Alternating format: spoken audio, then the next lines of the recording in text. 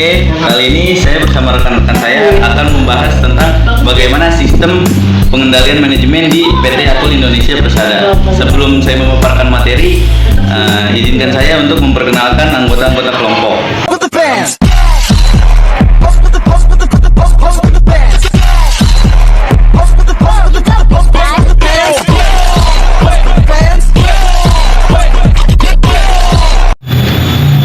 Assalamualaikum warahmatullahi wabarakatuh. Di sini saya akan menjelaskan sistem pemasaran di PT Yakul Indonesia Persada. PT Yakul Indonesia Persada mempunyai dua sistem pemasaran yang digunakan untuk menarik konsumen, yaitu ada sistem direct sales dan sistem Yakul Ready. Sistem ini digunakan untuk mendistribusikan Yakult ke toko-toko supermarket, koperasi, kantin, dan lain-lain. Distribusi dilakukan mengenai mobil pendingin.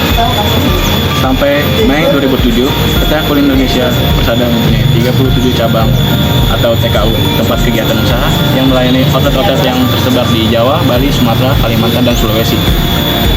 Yang kedua ada sistem Yakul Ready. Melalui sistem ini, Yakul didistribusikan oleh ibu-ibu rumah tangga kepada masyarakat di lingkungan tempat tinggal mereka. Ketika melayani masyarakat, Yakul Ready akan melakukan propaganda mengenai manfaat Yakul.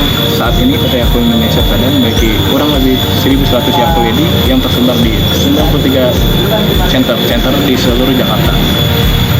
Dari Jakarta, Bogor, Depok, Tangerang, Bekasi, Serang, Cilegon, Bandung, Purwakarta, Cirebon, Semarang, Yogyakarta, Surabaya, Medan, Bali, dan Palembang. Saya akan menjelaskan perencanaan produksi, yaitu tentang PT Yakul menghasilkan produk dalam volume yang tinggi, tetapi ada juga variasi yang sangat rendah. Strategi ini, proses yang dipilih adalah fokus kepada produknya. PT Yakul hanya memiliki satu jenis produk, selain itu juga peralatan digunakan memiliki fungsi yang khusus dan pesanan serta paduan kerja sedikit karena semua sudah terstandarisasi. Hal ini terbukti dengan adanya standar operasional produsen kerja bagi karyawan perusahaan. Dalam pembuatan Yakul, bahan baku yang digunakan adalah bakteri, susu bubuk, glukosa, dan air. Sedangkan bahkan yang digunakan untuk membuat botolnya adalah polyester dan tutupnya dibuat menggunakan aluminium.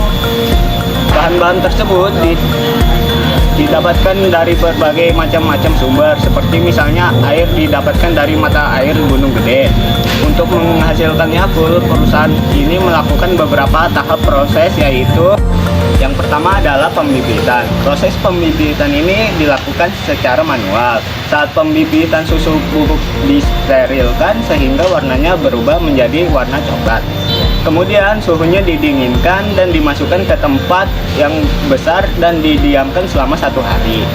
Fermentasi kedua, pada tahap ini guna mengalami proses HTST, yaitu High Temperature Short dan Time, dan susu mengalami proses UHT, yaitu Ultra High Temperature.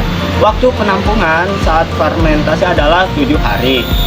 Pencampuran gula dan air yang ketiga. Pada tahap ini, gula dan air dimix menjadi satu dan digunakan adalah mesin yang berfungsi mengaduk gula dan air sampai membentuk gumpalan-gumpalan halus. Hasil ini ditahapkan adalah Yakul.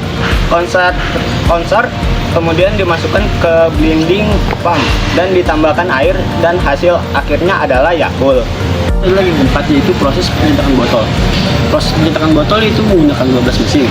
Setiap mesin menghasilkan 18 botol. Jadi dalam 1 jam dapat menghasilkan 18.000 botol. Yang kelima adalah penyimpanan botol dilakukan dengan filter udara. Selanjutnya yang keenam, yaitu pada tahap terakhir ini menggunakan banyak sekali mesin. Di antaranya adalah selektor mesin printing, mesin semua botol akan diisi Yakul dan ditutup. Kemudian diseksi. Dan terakhir adalah yang ketujuh, pengemasan. Terdiri dari proses packaging, repacking, dan mesin akan menyusun produk akhir. PT Yakul juga menggunakan strategi tata letak sel kerja. di mana mengorganisasikan ulang tenaga kerjanya dan mesin yang biasanya hanya tersebar pada departemen beragam, sehingga dapat memusatkan perhatian dalam membuat suatu produk yang saling berkaitan. PT Yakult juga memproduksi suatu produk yang mempunyai karakteristik yang sama, memungkinkan untuk diproses dalam sel kerja tertentu.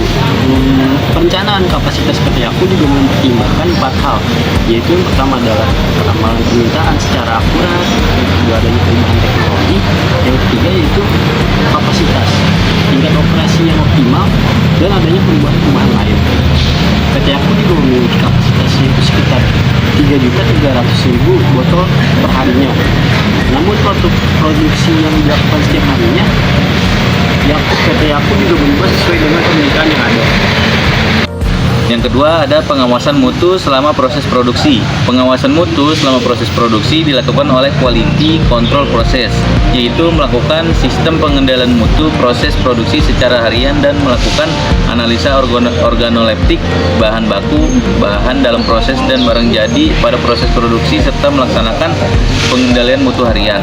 Pengawasan mutu selama proses dimaksudkan untuk mengawasi dan mengendalikan sistem pengendalian mutu terhadap proses produksi sehingga dihasilkan produk yang berkualitas dan memenuhi standar mutu.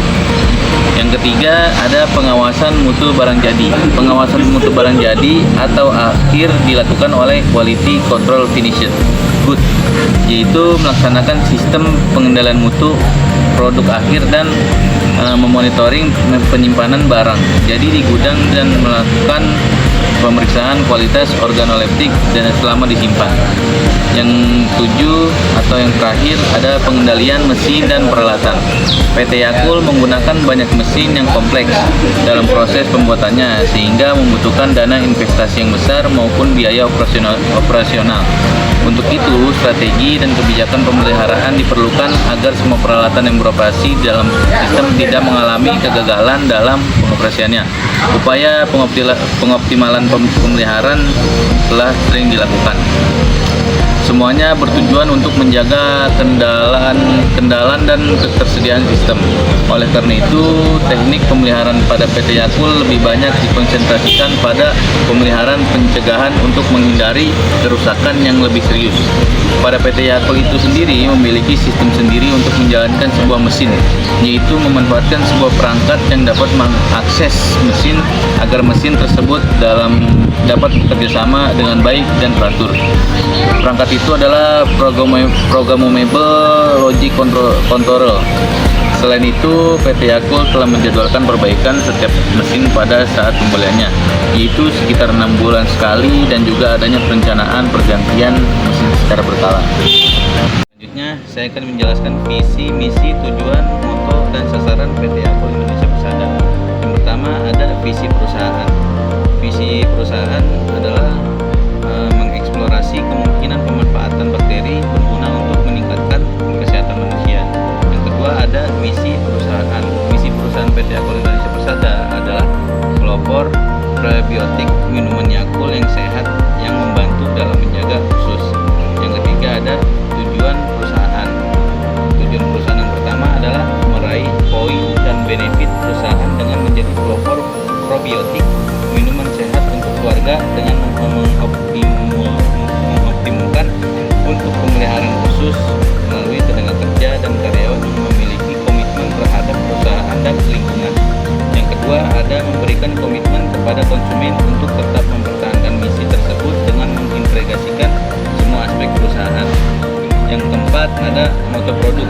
Moto produk dari PT Yakult Indonesia Persada adalah cintai ususmu, minum Yakult setiap hari. Yang terakhir ada sasaran PT Yakult Indonesia Persada. Sasaran dari PT Yakult Indonesia Persada adalah semua lapisan masyarakat yang ada di Indonesia. Pengembangan perusahaan. Rangkaian perjalanan Yakult di awal pada tahun 1990, tepatnya tanggal 2 Februari bersama PT Yakult Indonesia Persada yang saat itu berkantor di Jakarta. Yakult mulai dikenalkan di seluruh pelosok tanah air. Pada awal kehadiran PT Yakult Indonesia Persada memiliki pabrik dengan kapasitas produksi yaitu 60.000 botol per harinya yang berlokasi di Pasar Rebo yaitu di Jakarta. Kemudian Yakult didistribusikan ke